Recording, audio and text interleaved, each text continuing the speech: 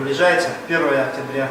Для кого-то это обычный день, но для нагайцев это один из самых трагичных дней в истории народа. Мы хотели бы отдать дань памяти погибшим нагайцам, которые, оказавшись между Россией и Османской империей, желая сохранить независимость, отдали за это свои жизни. В этот день, в 1783 году, под командованием Суворова начали операцию по ликвидации нагайских слов, которые не желали переселяться с родной земли на Урал.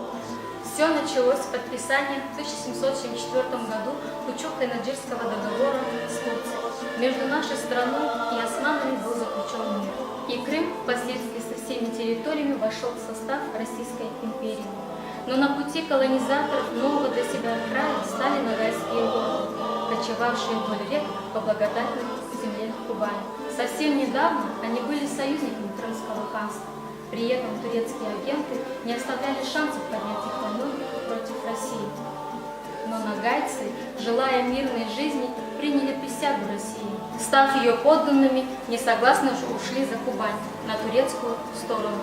Все прошло без происшествий. Однако у Екатерины II и графа Потемкина возникли сомнения в преданности их новых подданных.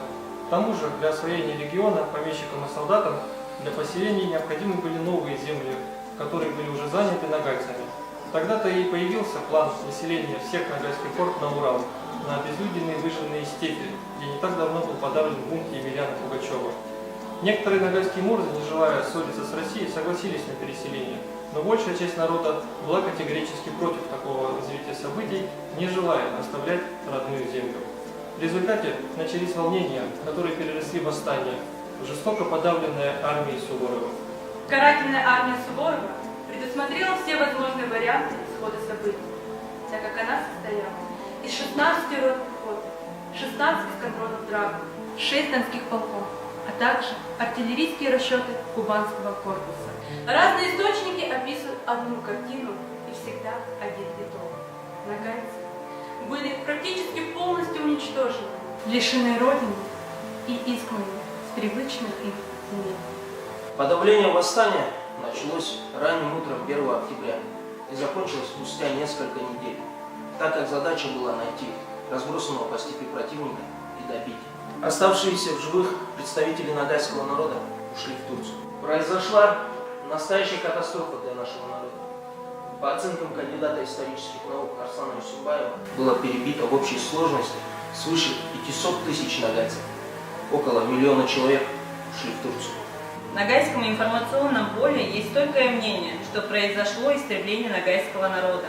Если посмотреть на сегодняшнее количество нагайцев в составе России и на их разбросанность по регионам, то можно убедиться в этих выводах и цифрах. Нагайцы после тех событий окончательно потеряли свою государственность и единство. Те события имели тяжелые последствия, которые мы можем наблюдать даже сегодня, так как нагайский народ в каждом из регионов в меньшинстве по численности, а в некоторых регионах фактически лишен прав.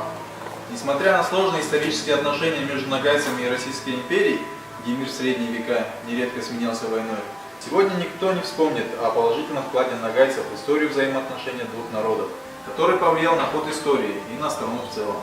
Например, когда предки нагайцев, половцы, остановили вторжение печенегов в Византию, тем самым спасли христианский мир того времени. Или когда эмир Ногай оказал покровительство московскому князю Даниилу Александровичу, ставшему впоследствии родоначальником московских князей и царей. Вспомним большого друга и союзника Москвы, бия Ногайской орды Измаила, князя Петра Урусова, который остановил самозванца Дмитрия II. Можно вспомнить и потомка ногайских князей Феликса Юсупова, остановившего мистика Распутина. Говорят, что прошлым жить нельзя, но именно это прошлое напрямую влияет на настоящее и будущее нагайцев. Разные народы, столкнувшись с преобладающей силой, проявив гибкость и подчинившись более сильному сюзерену, сегодня имеют стабильное будущее. Нагайцы же выбрали свой путь. Это был путь их чести, путь с таким печальным итогом. Сегодня предпринимаются попытки пересмотреть те произошедшие события, уменьшить масштаб трагедии, говоря о том, что истребление – это преувеличение. Есть мнение, что это было вооруженное столкновение в открытом бою, где нагайцы честно проиграли. Но почему-то опускаются тактические маневры Суворова по скрытому продвижению и нападению ранним утром на спящий стан, применив при этом артиллерию.